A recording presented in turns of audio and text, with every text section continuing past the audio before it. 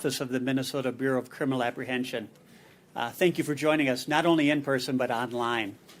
Today's speakers will be Governor Tim Walz, Department of Public Safety Commissioner Bob Jacobson, Minnesota BCA Superintendent Drew Evans, and Blue Earth County Sheriff Jeff Wursel. After statements, we will take a brief question and answer session, followed by we'll be walking outside the tent on your right to do a ceremonial shovel turn. So with that, Governor Walz. Well, thank you, Mike. Good afternoon, everybody. It's great. I said it's always good to come back home, and just really grateful for all the folks who are here, grateful for this community hosting what we considered this is going to be the nation's state-of-the-art crime lab. This project has been advocated by the folks in this room, especially our law enforcement partners, for a very long time. What this facility will be able to do is be able to process up to 6,000 cases, 12,000 pieces of evidence. It will allow law enforcement not have to take time away to drive evidence up to the Twin Cities to have that evidence processed so that we can get what we need to process crime scenes. It will make sure that there's BCA agents on the scene faster. There's going to be 50 high-paying jobs that are in this facility. That's in addition to the construction jobs that will be here. But it's all part of the investment, and I want to give a huge thank you. We have a bipartisan group of legislators here at the state level who were instrumental in making sure over the last several years we've invested the largest amount in law enforcement in state history in many different things. We've also invested simultaneously in infrastructure. And so earlier this month, the study came out about safety in general, safety around your person, safety from crime, safety on the roads, and Minnesota ranked as a top 10 state for safety. That is a thank you to all of the folks here. We have Minnesota State Patrol here, who this year have dropped traffic deaths by nearly a third that we've seen. We saw them spike after COVID, and now Minnesota once again is one of the two states with the lowest traffic safety deaths on our highways, and that's in a testament. That's making sure they have the resources necessary. This facility here has been long in the making. I'm grateful for all of the partners who will be using this. This will be the local folks, this is the county folks, and while this will speed up processing time for crime scene investigations in southern Minnesota, it'll have a cascading effect of taking pressure off the St. Paul BCA lab that will allow us to do more there. And this is all part of making sure we're able to process those crime scenes, get the evidence necessary, make sure it goes to the courts, and we're able to make sure that safety is the top priority. So just incredibly grateful. This entire facility with the new public safety building, with the investments that Mankato has made, is just really going to make a difference. So I congratulate everyone who was here. This is how I think how people want to see how things are supposed to work. Bipartisan investments, collaborating with the local community, making investments to ensure that Minnesota stays as one of those top 10 safest states. So really grateful for that. You're going to hear from some folks who make this happen, but amongst them is our Commissioner of Public Safety, Bob Jacobson, is going to say a few words. Thank you, Governor. Good afternoon, everybody. Again, my name is Bob Jacobson. I had the honor of serving as the Commissioner of Public Safety for the state of Minnesota. Thank you, Governor Walz, for your support of public safety and for recognizing the critical role that the Bureau of Criminal Apprehension plays in serving every community in Minnesota. Your leadership and the legislature's support made possible today a tangible investment in safer communities and stronger law enforcement partnerships. I also want to thank the local and state law enforcement partners who have joined us today. Your daily collaboration and commitment to justice are what make our collective mission possible. The BCA's strength lies in its people, the agents, forensic scientists, analysts, and support staff who will bring specialized investigative and scientific resources to southern Minnesota. Their work often happens behind the scenes, but their impact is seen in every community that becomes safer because of their efforts. From crime scene response to forensic analysis to technology-driven investigations, BCA professionals are dedicated to public service, to criminal justice, and to the communities and the people of Minnesota.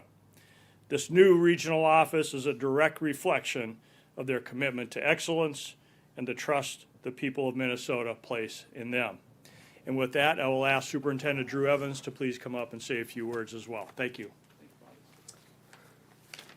Thank you, Commissioner, and thank you, Governor, and thank you, everybody, for being here today. As I drove down here today, it was a great day. It's a beautiful day in southern Minnesota, and it was wonderful because those of us in the Twin Cities don't have access to the wonderful Casey's markets that are sprinkled throughout all of southern Minnesota. So I got a couple of pieces of pizza in Waterville and had a great conversation. I was born in Mankato. My 98-year-old grandmother lives in Mankato still to this day. My great-great-grandpa was the mayor and town barber in Madison Lake, just east of here, growing up. And so southern Minnesota certainly has a special place in my heart. But part of what this is and what this represents today is not just being family here, but every time I've been here is law enforcement has a special and unique relationship in southern Minnesota. I don't know if it's from the farming past, of southern Minnesota in general, but the amount of cooperation and simply working together to solve problems every day is something I've noticed over all of my time at the BCA. And this is a representation of this coming together, of the support of all of our local partners, from law enforcement and county attorneys to our legislators, and the support of the governor in moving this forward for now, but into the future. This building is designed to be here. It's a 50-year building. That's a 50-year commitment not only to the Mankato area, but all of southern Minnesota as we work together to bring these services to Minnesota. Part of what we're working on as part of this is to have regionalization so that areas like this can continue to thrive, so those partnerships can be there, so those specialized services can be born across the entire state. And as the governor noted, this benefits the entire state for specialized services. We'll have faster response times. Just this weekend, we were in Brown County in a terrible situation there. This means the crime scene team comes out of Mankato and not out of the Twin Cities, meaning they're on scene. Less time our law enforcement have to be located at that place. We'll have much more convenient access to the tools in our laboratories. Rapid DNA is one of those emerging technologies that we're looking at and how to distribute that across our entire state. And having a hub like this with the regional office is going to make that more possible more quickly. Also to have machines like NIBIN, which is the National Integrated Ballistics Information Network, taking cartridge casings from crime scenes or recovered and enter them in much more conveniently than located in the Twin Cities. And it's also going to be a regional training hub, so that law enforcement partners have to spend less time traversing to the Twin Cities, spending the night overnight for training purposes. They can come here for the day and be back in their communities that they serve each and every day. We'll improve forensic testing and turnaround times, making our scientists much closer to the courtrooms that they serve each and every day as they testify. And we also have other specialized services that are offered across the state that'll be here to partner with our law enforcement partners. So again, thank you to everybody. This represents a step forward, not just for the BCA, but please think of this facility as a regional asset to all of southern Minnesota, not simply housing our staff, but available and working together with our partners every day. Thank you for being here, and thank you everyone for the support in making this happen. And I will turn it over to Sheriff Wurzel next from Blue Earth County. Thanks, Drew. Good afternoon. Without completely copying everything that Commissioner or Superintendent Evans said, I spent the last 8 years before I was elected sheriff as commanding the drug unit here in Blue Earth County. So I was a victim of the numerous trips to St. Paul and to try to navigate that traffic and the wait times of the lab. And the frustrations for the wait times aren't just on law enforcement, it's on the victims of crime and the people that want the cases settled. And sometimes we had to wait till the BCA lab got what we needed. And to have that literally right in our backyard is going to be great, not only for us, but for the chiefs and sheriffs around the state that no longer have to make that trip again to St. Paul. They can come here. It's easy in, easy out. Selfishly, the space that the BCA currently occupies in my building, I desperately need because we've done nothing but grown since we moved in 15 years ago. And I see there's carpet here. There's a roof. I think we could probably get them moved over here this afternoon after this. Thanks for all for coming. This is great for southern Minnesota. This is great for law enforcement in the state. So thank you. Now, for members of the media, if anybody want to ask a question, or actually anybody here wants to ask a question, please ask. And Let's do on topic, then I can take any if there's off if we're going to break this. And the other thing I would mention on this is in this community, too, of all the assets we have here is the specialized training in this, both law enforcement, the investigators, the forensic, gives us an opportunity with some of the great programs we have here in the higher education, especially at Mankato, up on the hill, Minnesota State Mankato, for folks to be able to get their degree in this specialized work, improving in their community and getting good jobs right here in the community where they want to live. And I think this idea of making sure that state services are dispersed, as you heard the comments, of making sure they're more in the community, making it more accessible to them. And as Sheriff Worcel said, is they've got things to do. We don't need to be taking them out on a long drive up and a long drive back when they can get over here, get in, process it, and then, as we said, end up in court and get the convictions that we need. But please go ahead on specifics.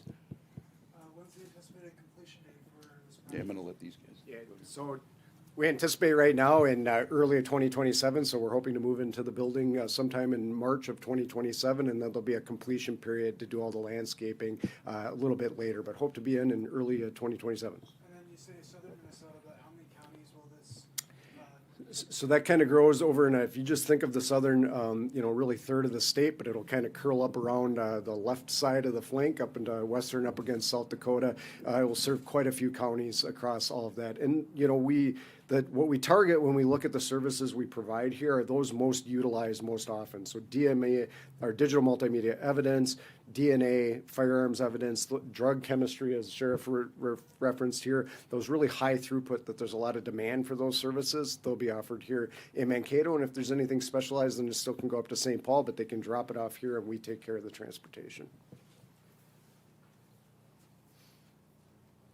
What's the training look like? Is that things that are going to kind of build off of a criminal justice degree at MSU, or is it going to be its own? Well, both. As the governor noted, this really represents an opportunity to partner with Minnesota State Mankato, having a number of programs there and a great, state university that we have. So we'll look for areas that we can work together there, and we already have. But we also provide training for our law enforcement professionals through the BCA. We train anywhere from 6,000 to 9,000 students a year statewide in various aspects of leadership development, crime scene examination, you name it, a broad array of law enforcement topics. And this will have a training room that will accommodate up to 60 students, where we'll offer those programs so that they don't have to travel across the state to attend those. So hopefully the ones that were most utilized most often will be down here at this location. I another follow-up, how many agents are you guys gonna be having in this building? Are you guys gonna be moving agents from Rochester? Can I talk a little bit about that? No, so excellent question. Really what this represents is our headquarters location was designed for 366 people. There's probably 540 people in that building. So we have a unique opportunity to really get this building up and operating very quickly when we have turnover in those locations. But what it brings is not the services we've normally had in this location, but we'll bring other specialized, for example, financial crimes that we typically do out of our headquarters location right now. Will be there, additional predatory crimes agents that'll be down here.